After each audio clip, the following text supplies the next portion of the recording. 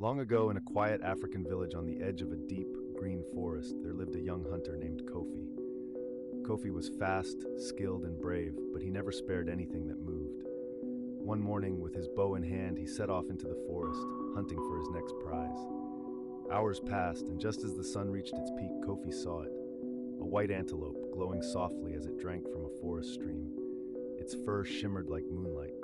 Kofi aimed his arrow, but suddenly the antelope turned and spoke. "Spare me, young hunter, and I will change your life." Kofi froze. A talking animal, he lowered his bow. Something deep inside told him this was no ordinary creature.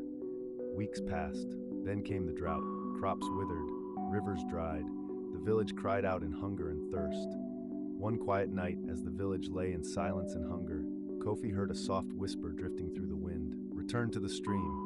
Without hesitation, he picked up his bow, not to hunt, but to follow the voice that once saved him. The forest was darker than he remembered, but the path led him true.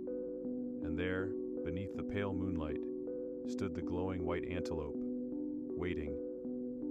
Kofi stepped closer, heart pounding. The antelope stood calm, its glowing eyes filled with quiet wisdom.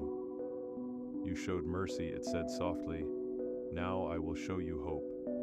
It raised one hoof and struck the dry earth. At first, nothing. Then a low rumble. Suddenly, a stream of water burst from the ground, clear and cold, rushing across the parched land. The dried-up riverbed filled, the trees whispered, the wind danced. By morning, water had reached the village. Crops sprang back to life.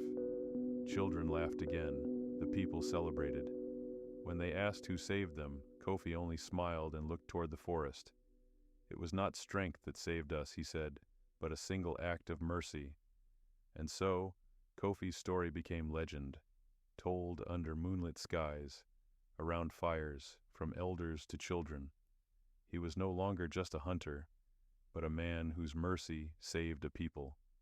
Moral of the story: true power is not always in strength or skill, but in kindness, patience, and the choices we make when no one is watching.